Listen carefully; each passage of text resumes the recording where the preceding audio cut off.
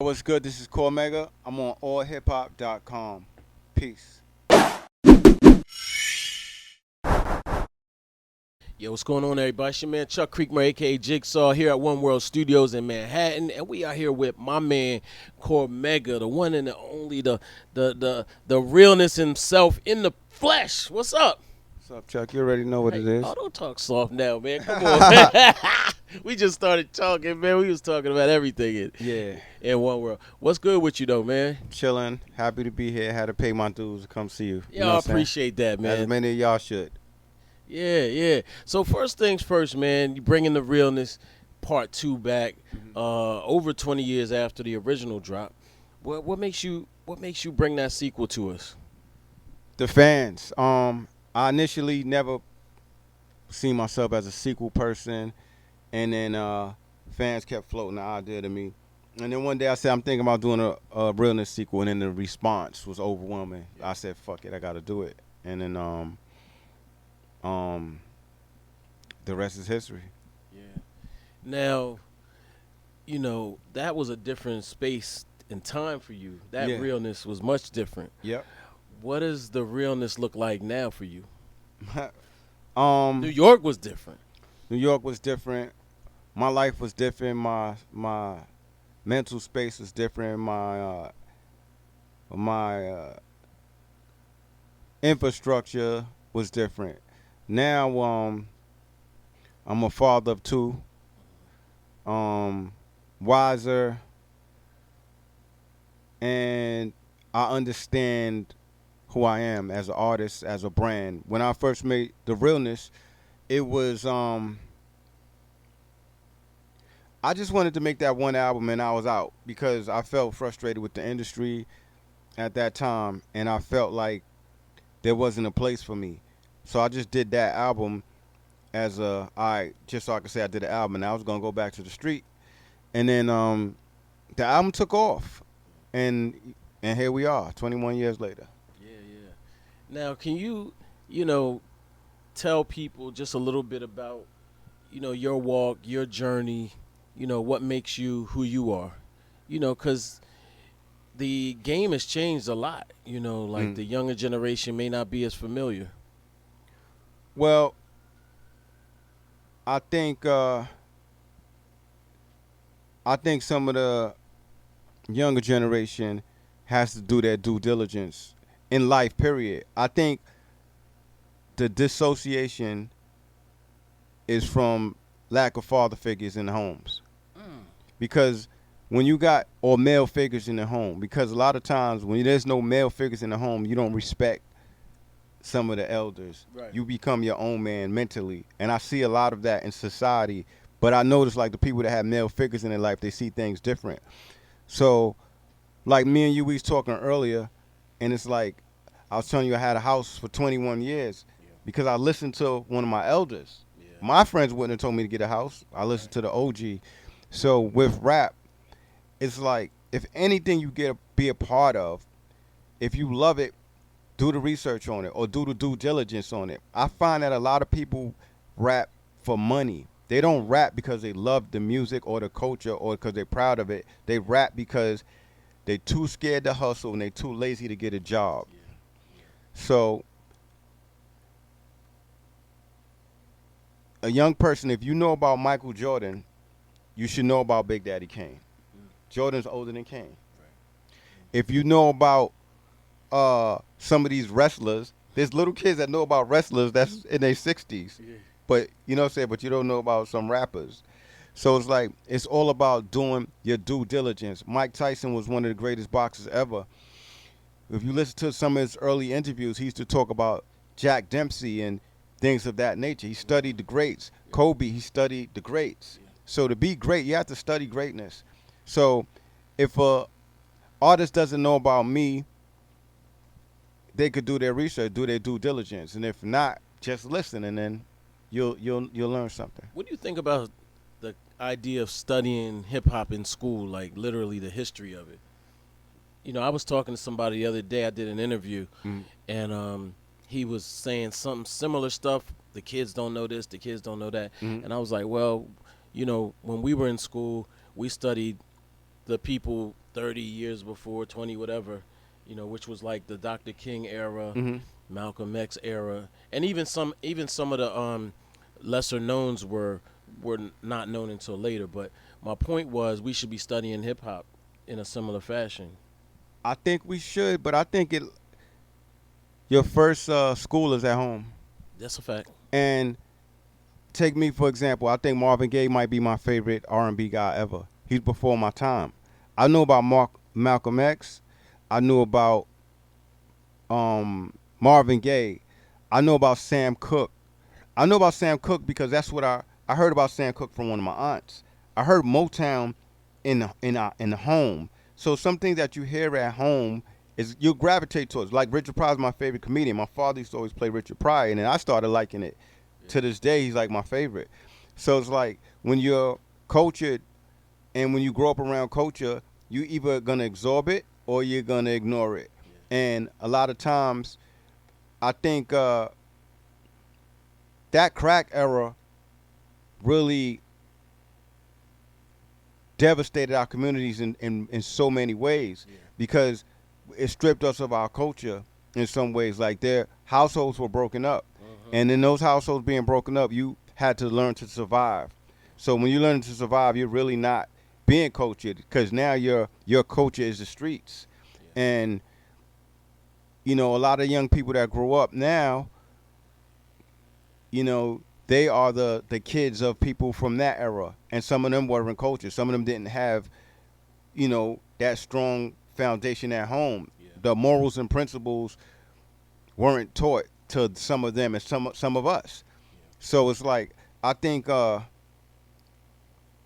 if these younger dudes and the younger females do their research and they find their true selves, they'll learn to respect the culture more. Like you don't like with the females, study the greats, study a Lauryn Hill, study a Sha Rock, study a Shantae, and everything before and in between, and then find your identity. Right now, the real problem with hip hop is it's too much outside influence. Yeah, you opened one of your albums like that about the outside influence. Yeah, that was a mega philosophy. Yeah. Because think about it, when hip hop first started, it was all people of color making the rules, making the decisions, the creative perspective of it, the gatekeepers. Once the outsiders got into it, they bought into it. And it's like, now all of a sudden they tell you what to do. Oh, nah, you need to make a song like this or do that, do that. But originally, we were just doing what we wanted to do. We were doing what we felt. And now people are doing what they think is going to bring them success. So I think if I said this recently when I was giving a speech, I was talking about culture versus greed.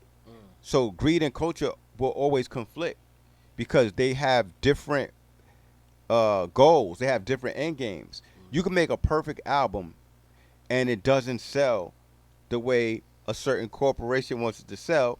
They'll look at it as a failure. But somebody that's into the culture will look at it as a stellar, beautiful classic, a masterpiece. Yeah. So it's like we have to find our middle ground. Which one do we want? So that's the beauty of being independent with integrity. You do what you want. I do what the fuck I want as far as music, as long as I'm not selling out or playing myself. And then I have a team of people. If they say it sounds good, then I feed off of that. But I also feed. Body language is the most honest language in the world. So if I'm playing a song for you, if I'm in a room full of people and I'm playing a song and then, they change the subject. Yo, you seen that Knicks game last night? Right. I see that happen to people all the time. Yeah. But if you play something and everybody's engaged into it, then you got them. And if you play a certain song and people want to hear it again, or it's a certain reaction you get, it's a good song. Right. But you take that same song to a certain person in the corporate office, they might say, nah, we want something like what's on the radio now. Right. So it's like you got to know, you got to be balanced. You let us hear some of the Realness II in the studio here. What was our body language saying? Body language was pretty happy. Yeah. Um, Yo, so you already revealed that you already revealed Nas is on the album. yeah. So we heard it and the beat is by Alchemist. Can you give people just a little bit of, just a little, you know, info on that? Just a little. I know it's out there. You put it out there. You know what I'm saying? So we not. I ain't put the Alchemist part out. You did just now. Oh man, my bad, my bad. It's all good. I'm just gonna say I don't even know what to say about that song. I just think it was something that was long overdue for the culture. Even when me and Nas weren't speaking, he had fans that was like wanting him to work with me, and I had fans that wanted me to work with him, and we both heard them. We both heard what the fans were saying. So this song is beautiful, from a cultural standpoint, from a creative standpoint, and from a human standpoint, like friends. You know what I'm saying? So it's a beautiful. I think this is a beautiful moment, and the public will see soon. How did y'all work it out? We're gonna say that. We're gonna say that for Okay, we're gonna okay. say that one. Okay. But love wins, man. Yeah, that's a fact. Nas is doing this thing right now. Some of us kind of give him a lot of credit in terms of just holding that lyricism high in the public space. You know what I mean? Commercial space, I guess you could call it. But then there's the more underground and the more independent people like yourself doing it. How are you feeling about the state of the culture now? You know, I mean, I won't put no words in your mouth. The state of the culture. Yeah. The best thing that I've seen happen recently that I like, that I think artists could use to their benefit, is Funkmaster Flex challenging artists. Yeah. Okay, let's talk about that. I like that because look at the artists that he's challenging. He's challenging artists that are more catered toward the street, or artists that don't get as much airplay as maybe they should. Right. So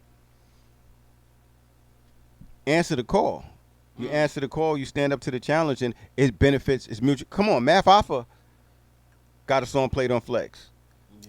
That's dope. Yeah. You know what I'm saying?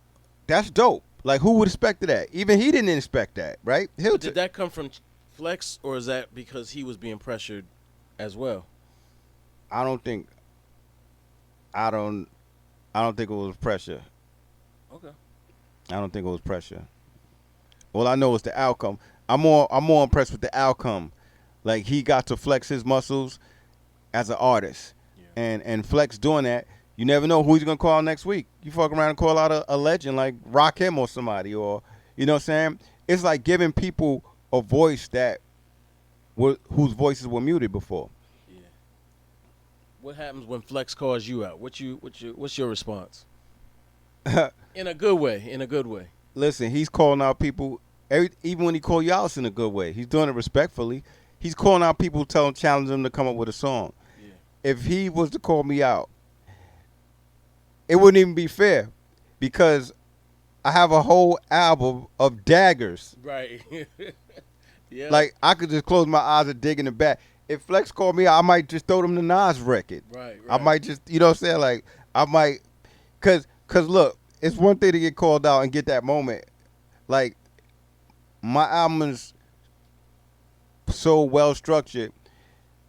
If one of them songs, if one of my daggers get played on this show, that shit is gonna stay on the radio. I'm telling you now. It's not gonna be like, oh, that was good, that was cool. Like, I promise you. So no, I agree. I agree with you. I agree. It seems like you've been cooking this for a minute. Like, really holding people in suspense. Why are you not dragging it out? That's not the right word, because that has a negative connotation, but okay. It feels like you just been like, this is in the crock pot. I'll give you the total honest answer. Initially, I wanted my album to come out 2020. The pandemic slowed down things. I didn't even want to come to New York, because remember at first they were saying like New York is the epicenter of the coronavirus. They was making it like this is ground zero for zombie land or some shit. Yeah. So I was like, damn, I ain't even see my father in 6 months Wow. during that time. You know what I'm saying? So it's like I was trying to stay clear. And then it's like I didn't want to go to the studio because the engineer might got it. So I was like, damn, this is tough. So at that point, I was trying to buy studio equipment, and the equipment place didn't even have the equipment because so it was like it was crazy. And that was 2020. And then ironically, around that time, King's Disease came out, and I was on it. So that was the big surprise for the industry. And then once that came out, I said, you know what? I don't even want to come out this year. I just want to keep promoting King's Disease and rocking with that for the rest of the year. So when that came out, I just promoted it diligently, and you know, it was a blessing. It won a Grammy. So Yeah. now I'm a Grammy Award winner Yeah. thanks to Nas. And so 2020 was out of the way. I wasn't coming out 2020. Then 2021, I was gonna come out. I had it mapped out, but the reason I didn't come out 2021 is because I've learned to be patient, and I've learned to have my greatest acquisition in the last 10 years is patience, and another acquisition is empathy.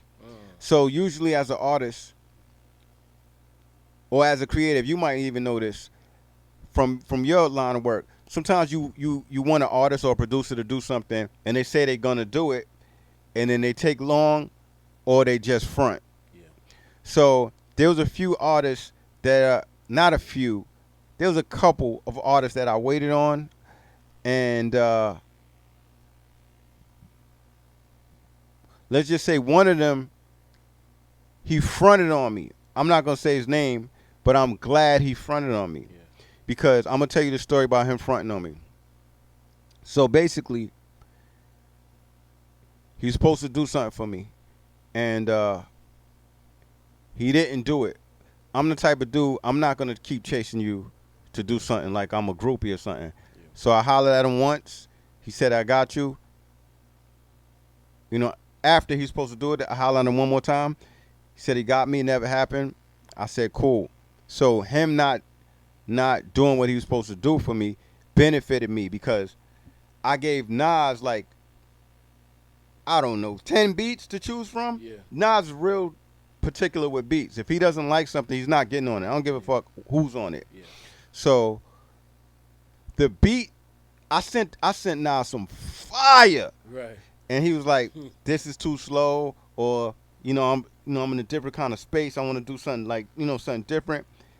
Then I happened to send him that beat that he's on, and that same beat that he's on, the other rapper was supposed to get on there, Right. but fronted. Right. So right. if that rapper didn't front, Nas probably wouldn't even been on my album. Wow. So I'm thankful to that That's- rapper for fronting on me. Like, I got the last laugh. You would never front on me and get to brag about it. That's the blessing. And he's a Nas fan. Right. So he played himself, not me. Oh, So man. when he didn't do that song, that beat, and then Nas said, "Yo, I like this beat," I was like, yes. Yeah. So I got the Nas verse in 2021.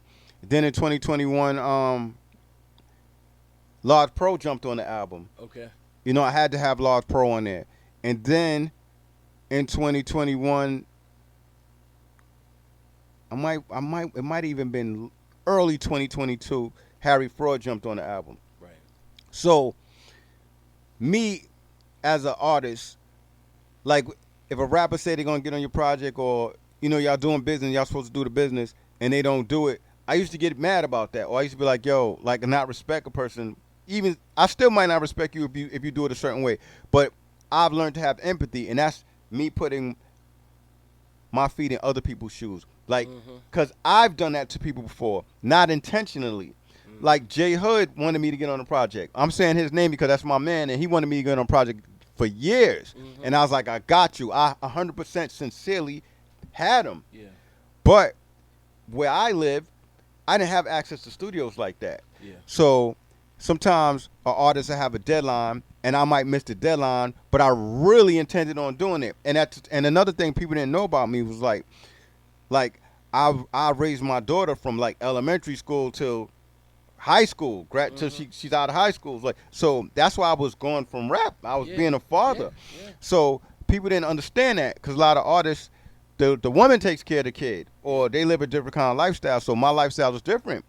So J Hood, I wanted to do a song for him, but I never got a chance to do it. So at my worst, I said, let me do a drop for him, or let me talk on his joint, because I could do that. You could do that on Instagram. Yeah. I could, so I did a drop for him because I felt so bad that I didn't get to, you know what I'm saying? So I try to give rappers that kind of benefit of the doubt rather than get upset saying, oh, man, this dude took long away from it. I say, this dude is a busy person, and, you know what I'm saying?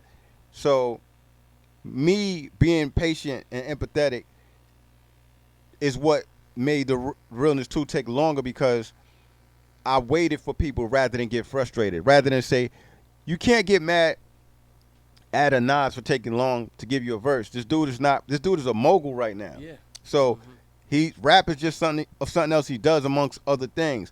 Or a Harry Fraud, he's doing production for numerous people. Right. Like StreetRunner came to me late. StreetRunner was on there, but he came to me late for another joint. And he's like, pardon me, bro. How I'm gonna get mad at him when every few months I'm on Instagram, I see him putting up another platinum plaque. He's doing stuff for Khaled and Rick Ross and Jay, and he's a big deal. So me being understanding and also being grateful, because I'm grateful that I'm able to work with a producer of that caliber. I'm grateful to have a Harry Fraud. I'm grateful to have a StreetRunner. I'm grateful to have these people see me in that light. Yeah. So the album took long because of that. And then the last thing that made it take long was negotiation.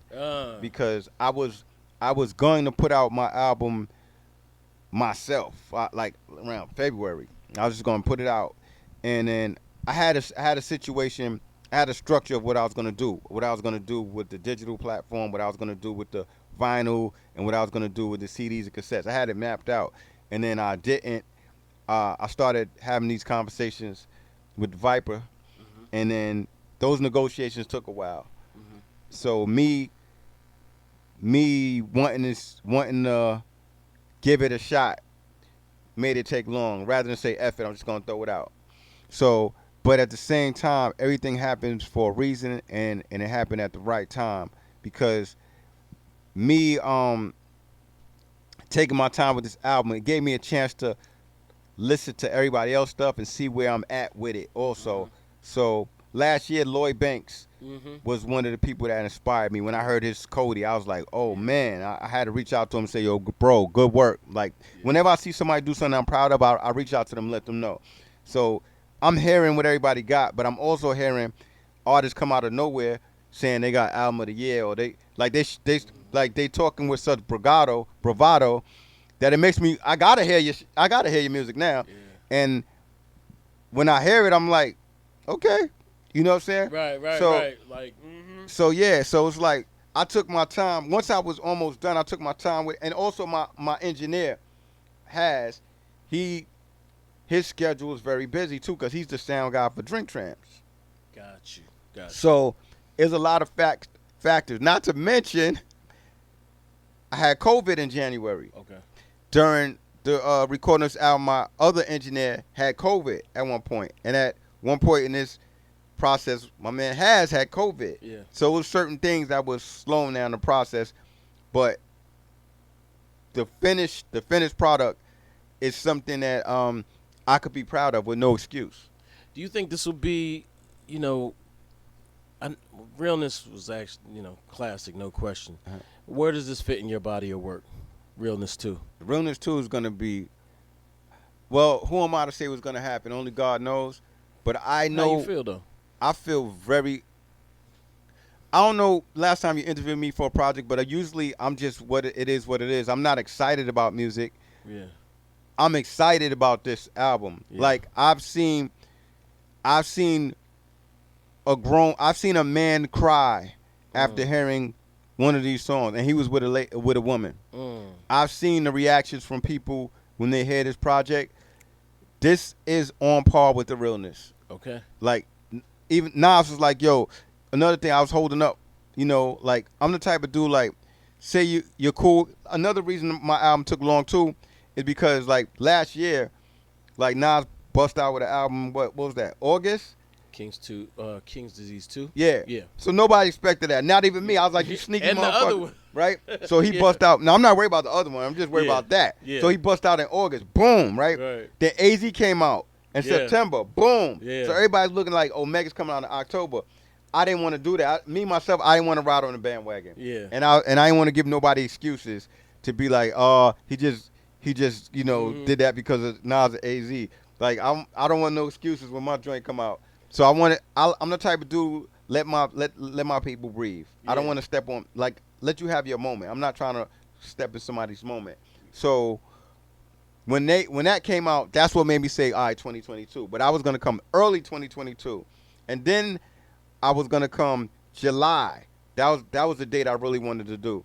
And then like I said, things happened, but some of the right things happened. Like I'm also dealing with a lot of artists on this album. Like if you look at my artwork for the single, the artwork alone was getting conversation. Yeah. The whole album is gonna be like that because I got different kind of artists, Right. like doing paintings and graphic art, dope. Yeah. Like it's a full product. So timeliness, quality control played a role. But it sounds like you doing it yourself. What made you go with the label this time? Well, it's a partnership, but the Okay. reason I went with the label is this. When a person like me, I got tired of doing everything Everything. Yeah. on my own. Right. I think only an egotistical person thrives off of that. Like, I did this, I did that, I did that. I'm not that person. Yeah. So, as a human being, you need a rest. You got to understand. Like, I don't even have a manager. Yeah. So anything you see me doing in the last over 10 years, I probably negotiated it. Like, I pick my own beats. Right. I write my own music. Mm-hmm. I do my own clothing collaborations. I design some of the clothes. I approve everything that gets done. I approve. Mm-hmm. Like when there's interviews, I travel, Yeah. as you see, Mm-hmm. and I don't live down the block. Right. I do so much that sometimes it's like over. I wrote 2 books Yeah. within the last couple of years, within the last 5 years. So it's like all of this, to do all of that, it's not fun. Yeah. So it's like when you have a situation where there's a team assembled and people thrive at playing their position, it could benefit you. So I said, let's see. What do I got to lose? Yeah. Because they have a team there, and I believe that if everybody does their job efficiently, which they do automatically, that this project will thrive. Yeah. You know what I'm saying? You've dropped a number of projects in the last few years, all of which, they hit differently. You know what I mean? Like, so for us, we listen to it, but you had to be on that frequency sometimes to get it. Okay. You know what I'm saying? Yeah, I know exactly what you're saying. And part of that is social media nowadays. Mm-hmm. Part of that is streaming services. Mm-hmm.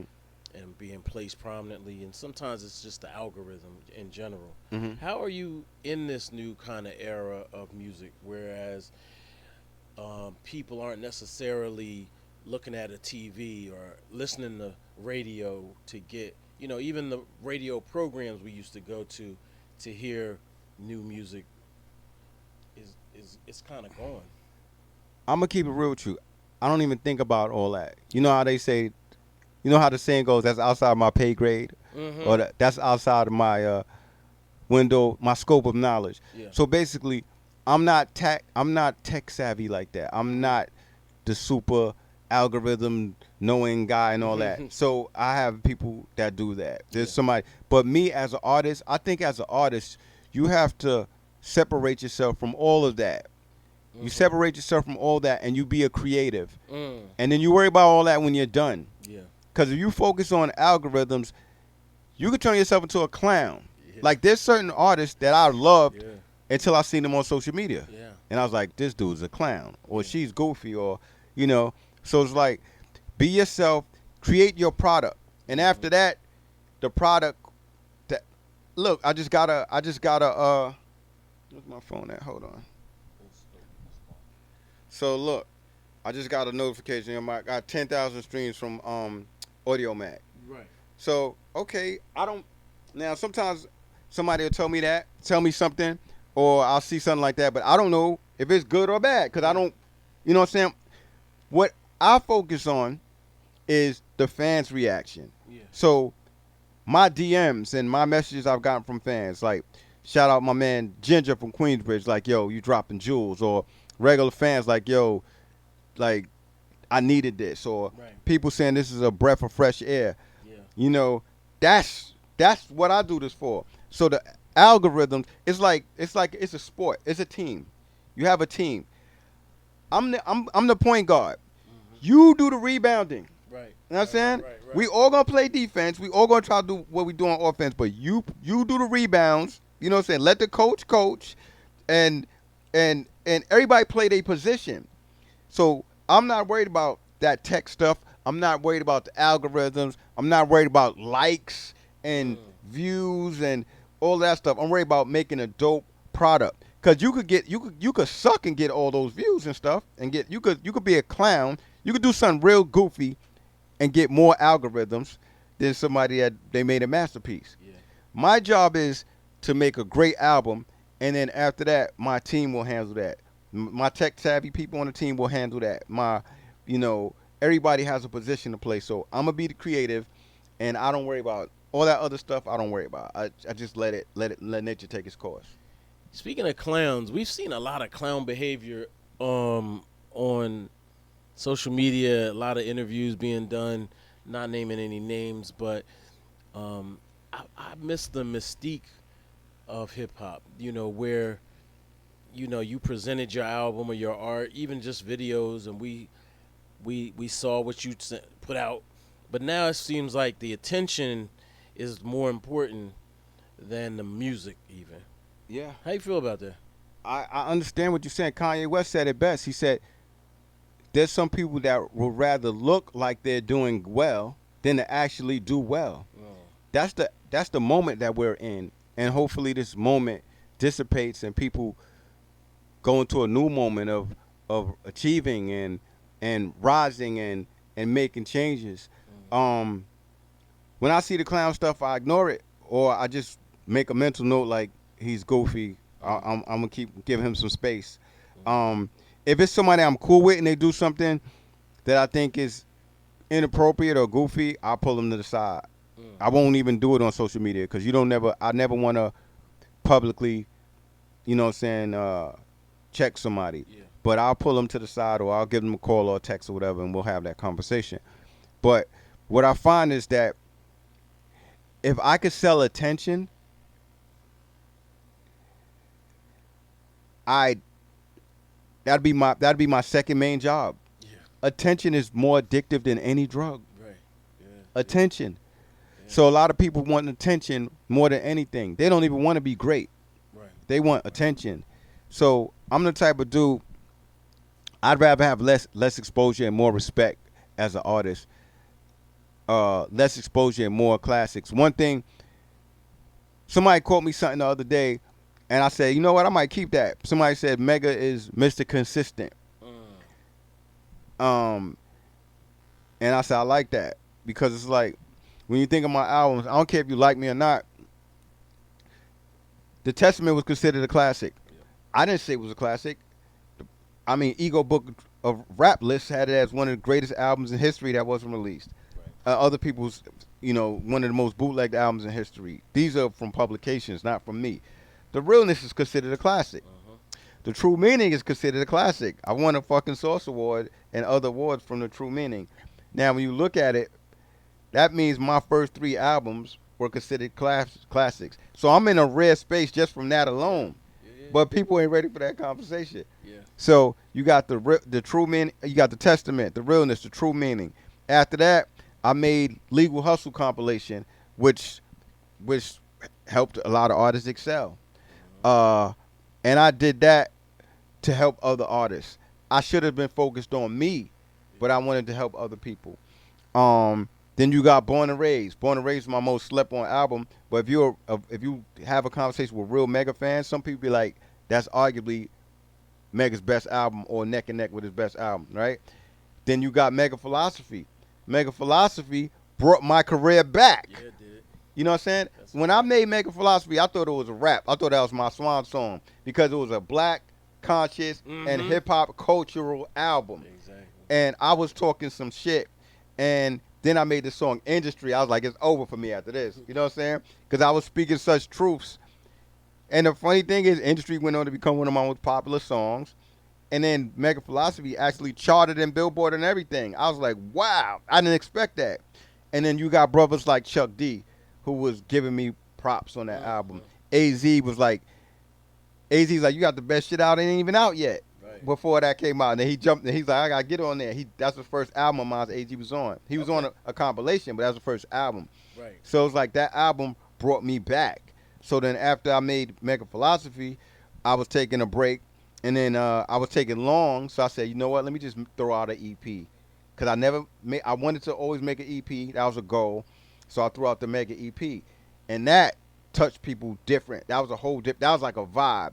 Ralph McDaniel said, like, that was his favorite album at that moment. He's like, this album is amazing. Like, it blew my mind that Ralph liked it like that. So during the creation of Mega Philosophy and Mega, those were different sides of me. As an artist, but there were some fans that was like, we want the other Mega back. So it's like I had to tell them I'm not in that space. So like when I said some of the stuff in the realness, it was real. Like songs like Fallen Soldiers, I barely perform those at shows. There's times I perform Fallen Soldiers and I really start crying or get emotional where I can't finish the song. Or it's like I was 1 foot in the street and 1 foot in the studio for real, not like these rappers that be talking that shit. So it's like I had a chip on my shoulder when I made the realness. I tried to get the Testament back and I couldn't get it from the label, when there was no reason for them not let me get it, because I had the money for them. They fronted on me. So that I had a chip on my shoulder. I had something to prove. I didn't feel the love. Now I feel the love. Now I got awards. Now I got Grammy. Now I got world. I just came back from Europe. So it's like I feel I'm in a different space. I'm a father. If you take me back to the year the realness came out, or shortly before the realness came out, my man Blue would be alive. My man Spank would be alive. My man Drawers would be alive. I'm not even thinking my cousin Oogie would be alive. Like, I could do this. My man Elton would be alive. I'm not even thinking hard. My man Shabazz would be alive. Butter would be alive. Chico would be alive. I'm not even thinking hard. I could keep going. Ron Love from Edgemere will be alive. You know what I'm saying? So I've lost so many people in that time. Spunk will be home rather than being in jail with not knowing when he's coming home. So many changes have happened in my life. I've had, so that space I was in, I'm in a different space. Now I'm trying to find peace because I never had it. It's something that I want. Now I don't have a chip on my shoulder. I performed at a Rakim show at Central Park, and he was, as I was singing my verse, he was singing along with me. Do you know how mind-blowing that was for me? I was like, Rod know my words? Do you know how crazy it is for me to see DMC from Rum DMC go like this, bow down when he sees me? That's crazy. I almost started crying. Yeah, I would have. Do you know how it felt to see DMC talk about his top rappers and mention me? This is online. You can find it. It's on YouTube. Do you know how it feels? Like, you know what I'm saying? So it's like, wow. Like, all them years I was fighting for my props, but some of the greatest you know how I feel for me being in the studio with Coogee Rap saying, yo, bro, you the one of the illest. He like, no, you one of the illest, bro.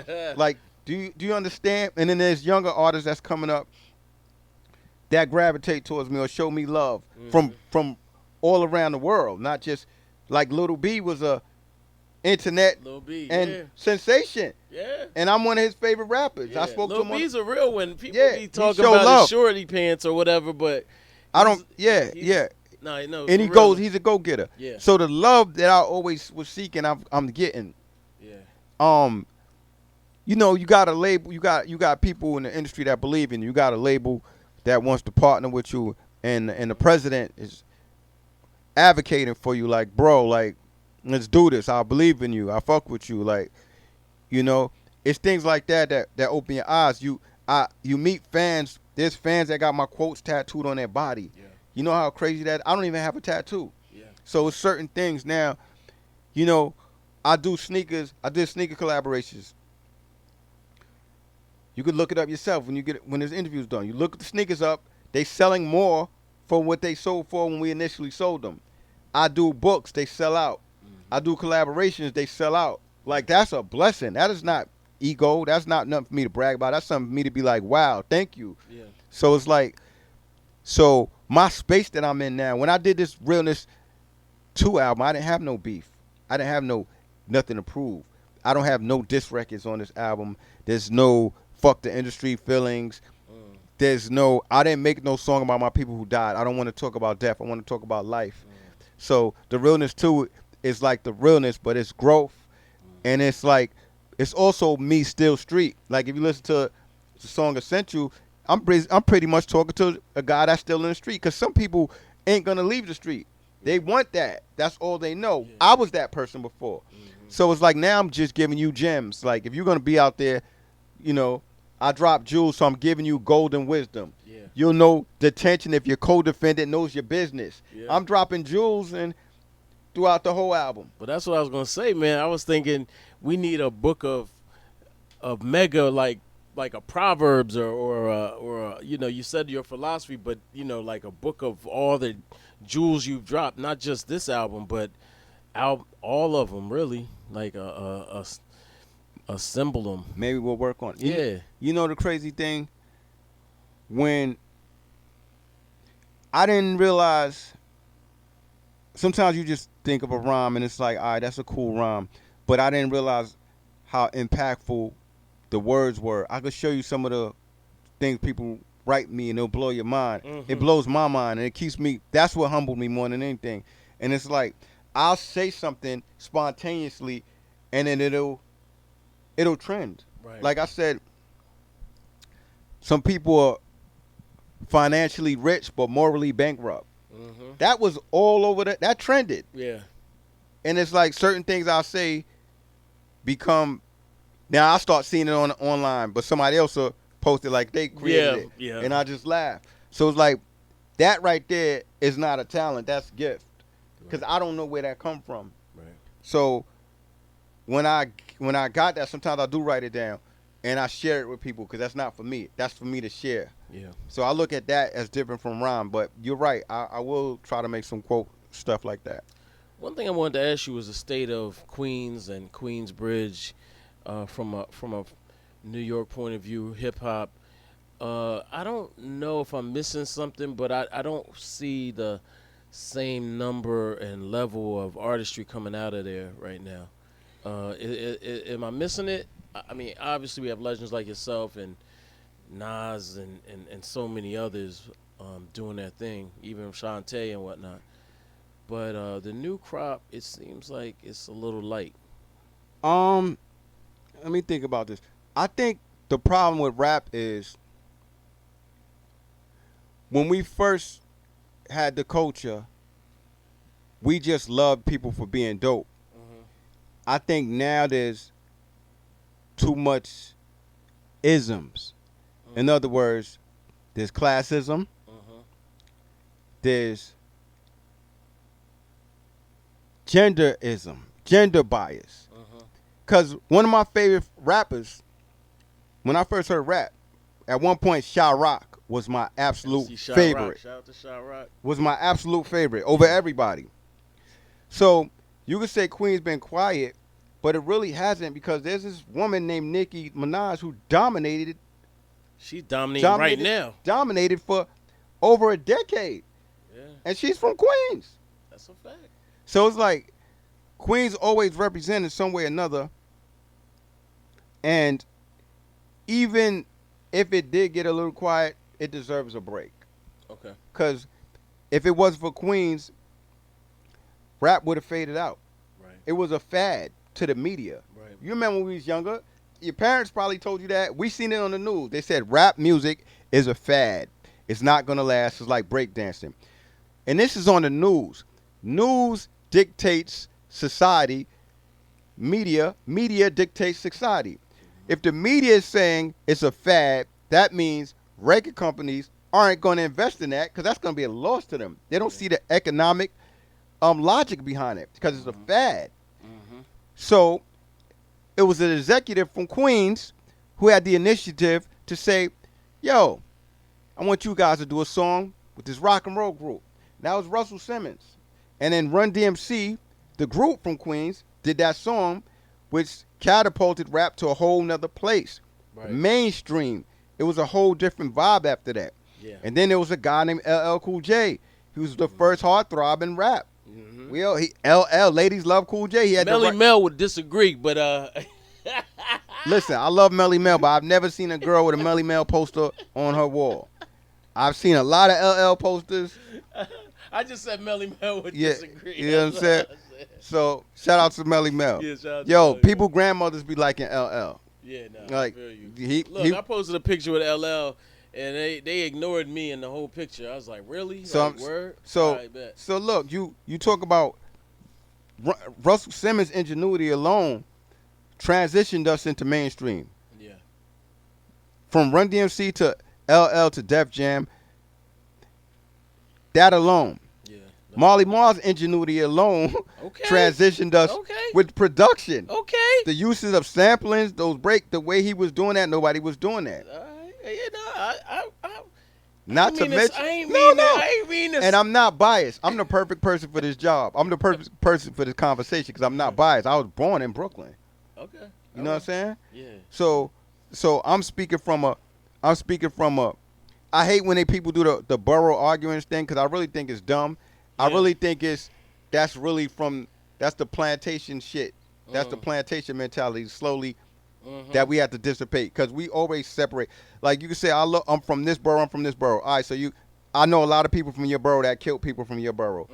People from every borough killed each other in every borough. You might got a certain borough, certain parts of that borough don't even click with each other. So is it about the borough or is it just the separatism that we have amongst each other? Yeah. So I think hip hop needed everybody. It needed contributions from everybody for it to elevate. Because sometimes I might go to Harlem and I see something fly and I'll be like, I like that. And I'll incorporate that into my wardrobe. Go somewhere else. We all grab from each other. But Queens and this ain't biased. Queens has the most, first of all, if somebody in this room could name a borough that produced more top tier groups than Queens, I will give you $100 right now. Look, Run DMC is arguably one of the greatest groups of all time. They're not even legends, they're icons. Salt and Pepper is the greatest female group in history of rap. Right? That's two groups that I'm naming. I ain't even get to Tribe Called Quest. Okay. Then you got Mobb Deep. Okay. That's 4, and I'm not even thinking hard. And I can keep going. See what I'm saying? That's just from Queens. So the diversity of these artists.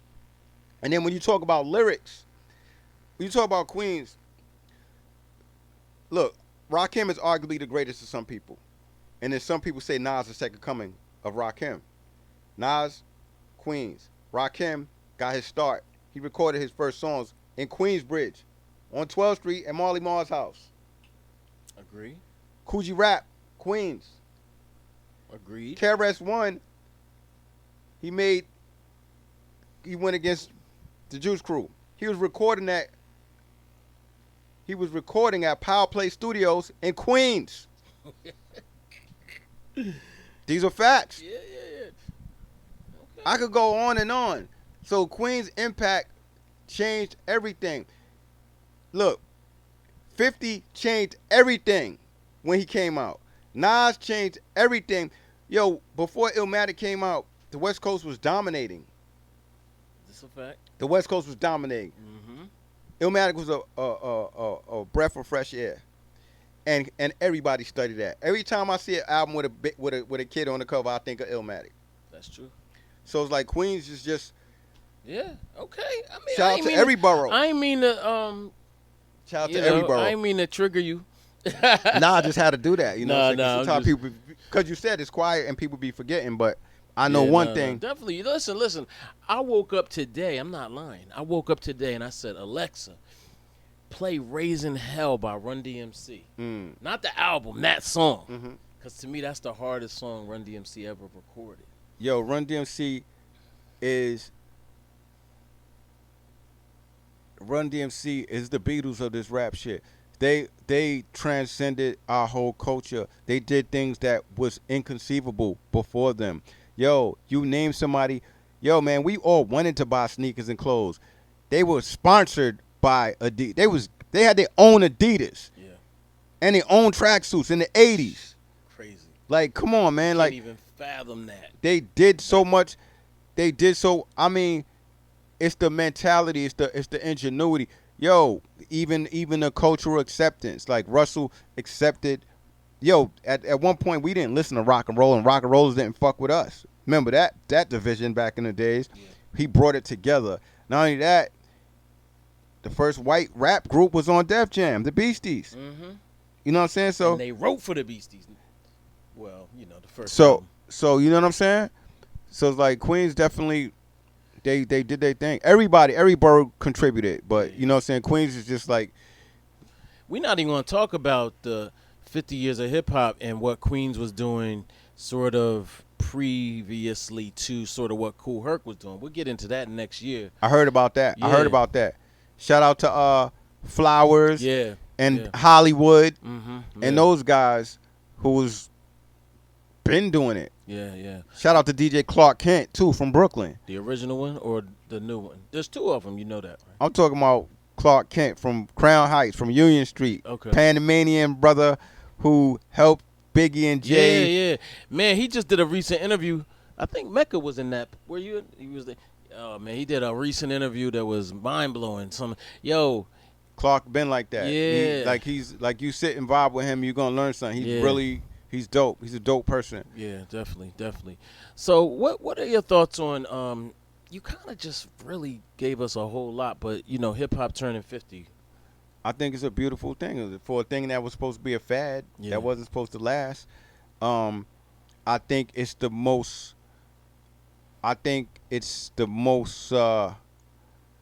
polarizing genre of music that ever existed. Mm-hmm. It changed society. When I say that, look how everybody in this room is dressed. Yeah, that's a fact. I wore Tim's just cause. I mean, look how we all dress.